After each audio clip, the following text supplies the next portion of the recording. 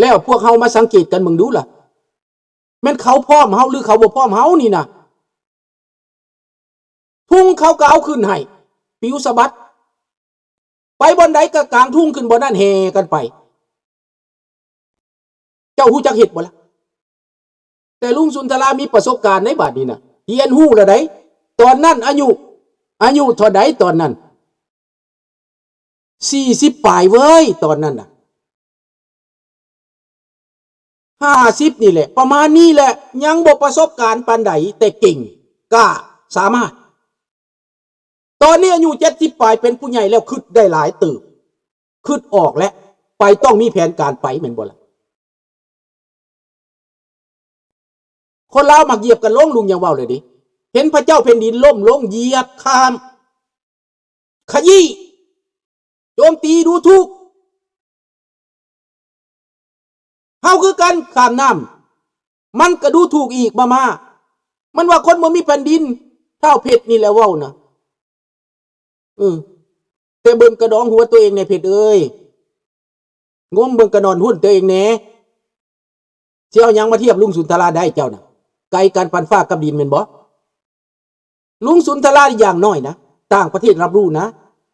มีจดหมายมีหนังสือรับรู้เบิดผลงานก็มีราชวงศ์ก็รับรู้เซ็นคักแน่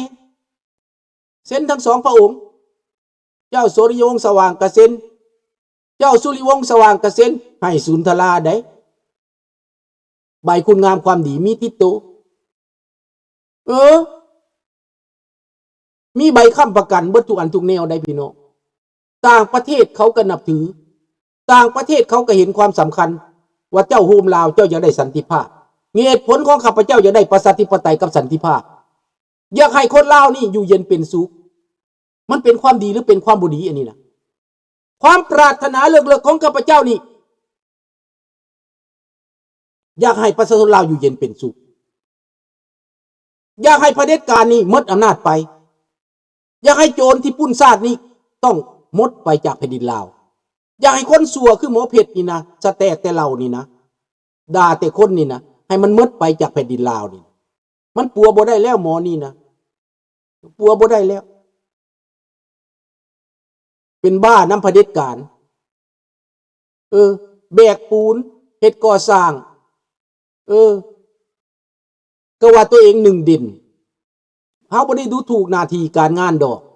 แต่ต้องเบิ่งตัวเองแน่ได้หยังนำเขาละขายประเทศกินขายค่ำกินขายป่าไม้กินขายราษฎรกินขายประชาชนกิน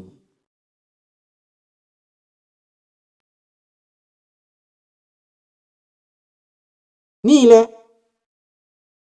ลุงบ่ได้สมได้ลุงเว้าความจริงได้เว้าความจริงเว้าเป็นความจริงอันนี้นะมีหลักฐานยั่งยืนแฟ้มที่ลุงถ่ายไว้คนถ่ายไว้นี่นะแฟ้มสำนีพูนฮูกหลักฐานนะบ่แม่นธรรมดาเด้วิดีโออีกรีคอร์ดเป็นเรื่องเป็นตอนพูน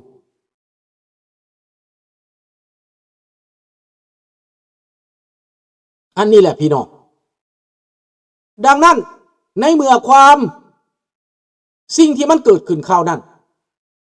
มันยังจะเกิดขึ้นอีกในอนาคตเพราะว่าความพยายามอยู่บนใดความสำเร็จอยู่บนนั้นข้าพเจ้าฮู้ตั้งแต่ก่อนบ่เข้าใจพอมีคนปลุกปั่นก็บ่ได้อยู่ไกลดอกอยู่ใต้ตีนเพิ่นนั่นละแต่ตอนนี้มันมืดไปแล้วค่อยๆมืดไปแล้วเสียนน้ำก็ค่อยมืดไปผู้ใหญ่กว่านั้นน่ะที่เป็นอาวเป็นลุงเพิ่นน่ะข้าพเจ้าก็คุยเรื่อยอยู่คุยเรื่อยเด้เนอะให้ฟังเอาเนอะมีทุกองค์หนึ่งที่เป็นลุงของเพื่อนผู้ใหญ่มานำกัน2 องค์นั้นรับรู้เต็มที่แมนเพิ่นเห็นข้าพเจ้าปฏิบัติเวียกงานเพิ่นเห็นเบิดเพิ่นรับรู้เบิดตกน้ำบ่ไหลตกไฟบ่ไหม้ดอกเด้อพี่น้องเด้อเฮ็ดดีเฮ็ดงามนี่บ่ตกน้ำบ่ไหลตกไฟบ่ไหม้สรุปมื้อนี้ข้าพเจ้าค่อยๆอธิบายความจริงว่าจำเป็นทางเลือกสุดท้ายคือต้องสนับสนุนผู้นำนักการเมืองหรือราชวงศ์แต่นักการเมืองนี่ข้าพเจ้าบ่เชื่อสนับสนุนนักการเมืองนี่ บัดแล้วแพรบข้าพเจ้าเคยสนับสนุนมาหลายแล้วฮอดบ่ได้ประโยชน์เขาแพรบโหลดแต่ว่าราชวงศ์นี่เขาก็ยังแซงเข้าไปแต่ตอนนี้ราชวงศ์เพิ่นคือสิเห็นแล้วคนที่ซอยเพิ่นได้เพิ่นก็เห็นแล้วคนที่ทำลายเพิ่นก็เห็นแล้วเพิ่นก็มีบทเรียนคือกันเนาะลุงครับร้องเพลงเพชรประกายดาวประกายให้ฟังหน่อยครับเท่าเพชรเจ้าอย่ามาหยอกเด้อโฮมๆน่ะก็ผิดนั่นแหละเมาแล้วก็ไปนอนซะไปนอนซะอย่าสิเอาความเมามากวนหมู่เนาะลูกหลานทุกคนความลาภจากมื้อนี้รักที่สุดก็คือเป็นรักต้องการรักเนาะ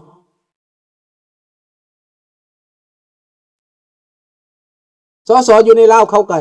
เว้าเท่าที่เขาเว้าได้เห็นแล้วเพราะเขาเฮียนมาเท่านั้นเนาะถ้าลาวเฮาร่วมกันได้มีบุคคลสำคัญเป็นหลักให้คนเก่งสิมาโฮม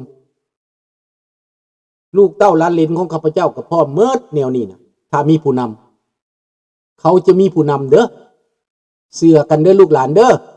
เอาขอบใจหลายๆเนาะอำลาพระจากเท่านี้บายราตรีสวัสดิ์กุดไนท์เนาะเอามือละเล็กมือละน้อยจัตราว่าทำไมต้องรอคนเดียวถามว่าคุณทำได้ไหมหลายคนถ้าบ่มีหัวทำได้ไหมงูบ่มีหัวคือหยังหัวก็นั่นแหละถ้าต้องรอหัวคันบ่มีหัวก็คือบ่มีทางไปเข้าใจบ่ตาราถามว่าพวกเจ้าไปประท้วงนะออกไปประท้วงนะคันบ่มีจตุพรก็บ่มีสนธิพวกเจ้าไปบ่มีทางแม่นแล้วบ่แม่นหรือบ่แม่นถ้าบ่มีสนธิก็บ่มีจตุพรพวกเจ้าไปบ่ประท้วงนะจ้างพวกเจ้าก็บ่ไปนะเข้าใจแล้วบ่บาดนี่แต่ราชวงศ์มันเหนือกว่าแกนนำเด้แกนนำนี่คือสิเป็นลุงนี้จ้างพวกเจ้าก็บ่ไปก็บ่ได้ประโยชน์คันบ่มีแกนนำนั่นแล้วคันบ่มีถงเงินพวกเจ้าก็บ่ไปอีกต่างประเทศคือถงเงินรู้จักแล้วบ่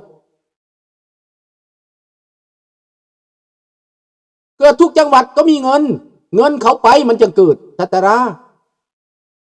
คันเงินบ่ไปจ้างก็บ่มีและคันบ่มีลีดเดอร์เงินเขาก็บ่ให้อีกพวกที่เป็นสปอนเซอร์พวกเจ้านะถ้ามันบ่หวังได้อำนาจจ้างมันก็บ่จ้างพวกเจ้าอีกมันนอนกินอยู่บ้านพุ่นบักเสือนอนกินน่ะมันส่งเงินไปอ้วนี่50 ล้าน200 ล้านนะพวกเจ้าล่มรัฐบาลนี้ได้แล้วนี่บริษัทต่างๆนี่เฮาจะให้ท่านนะเอาตอนนี้ก็จบแล้วเนาะบ๊ายบายว่าหลายก็คือสิบ่เข้าใจเนาะคันบ่เข้าใจก็ได้บายครับราตรีสวัสดิ์นะครับกุดไนท์บอนนุยนาย